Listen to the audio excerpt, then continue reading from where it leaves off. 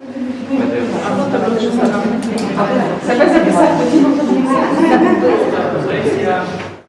you for making a big effort to come here. I know it took quite a lot of time. I appreciate to see you here. Our team, and also. But this is also a unique opportunity to you to meet people that have different backgrounds.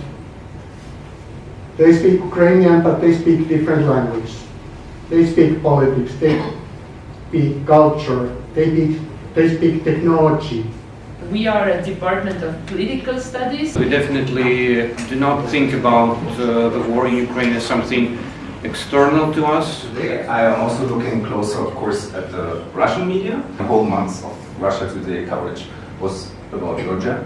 80-something% of artists mentioned Poland. That's the beginning of my long journey. Why they speak a lot about what is happening in Ukraine from the viewpoint of Moscow. And there are questions why Western media, or let's say Western scholars, often fall for this Russian propaganda. First, the Russia-centered ontology. This is Russia-centrism. I will then talk about the state of affairs in popular music particularly. Even prior to the war, there were around 24,000 temporary residents in Ukraine. And this doesn't sound huge, but we have to keep in mind perspective that Estonia is quite a small country, so these numbers are quite significant. So this is true for legislation and this is true for technology, but only if we allow ourselves this reflection. And to more than 120 digital services, and it was launched in 2020. Yeah. Ukrainians, and because of our resistance, so they started to maybe they are from Directorate of Europe Integration, and they are responsible for all the steps and all the international projects and all. So it's kind of some kind of synchronized use of instruments. This is also might be related to the more, let's say, a broader or a wider definition of financial security in Estonia. Very well working global system of tax havens for international money laundering. Because in my understanding, hybrid threat is also kind of thinking about coordination of actions. Okay. And so this would be kind of like a tactic as part of a larger strategy. And so the interesting point, too, that you brought up was, what is the divisions within the Russian state? Do they have a coordinated strategy? It has potential to be a hybrid threat, but this is also the question of with hybrid threats, everything and nothing can be a hybrid threat. Right. Yeah. So I will need some of your creativity because later you will a little bit decide how you can use that to react to hybrid threats.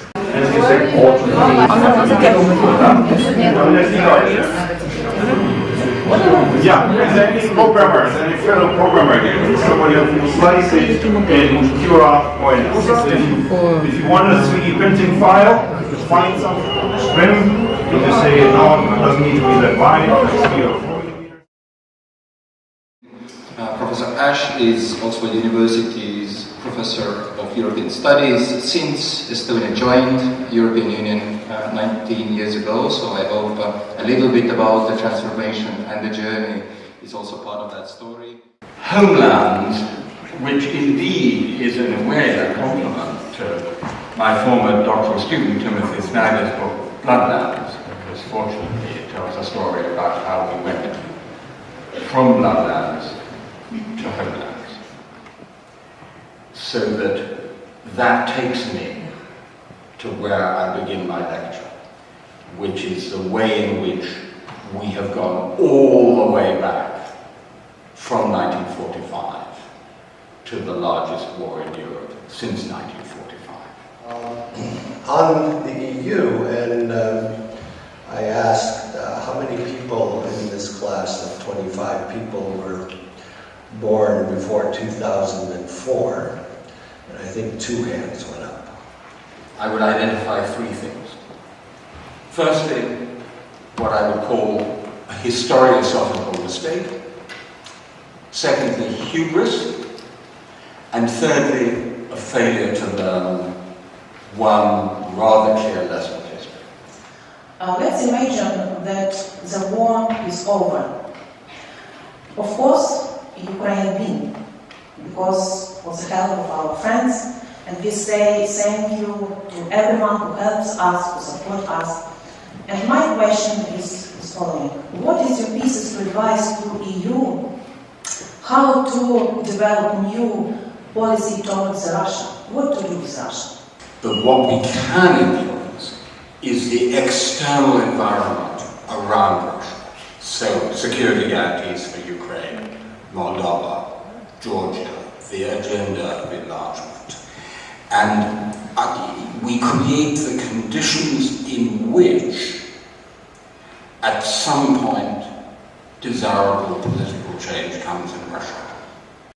Тут в Дельті математика, статистика, комп'ютер сайенс, економіка і є трошечки інститут технологій.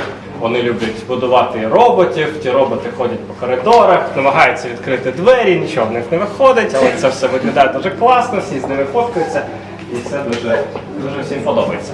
Так, наші соти, така гордість, ми тут намагаємося зробити. Безкоштовно? Так, звичайно. At NURE we have two educational programs, which is financial and economic security management and artificial intelligence systems. Study programs that have been updated, and it's on some of the links. This document, this methodology includes following parts. We have general approaches, lectures, seminars, workshops, and masterclasses. My presentation is devoted to the period of dissemination between October 2022 and May 2023. Conferences, scientific and other events, publication and cooperation. Responsible partners are NURE and the University of Tartu. All these deliverables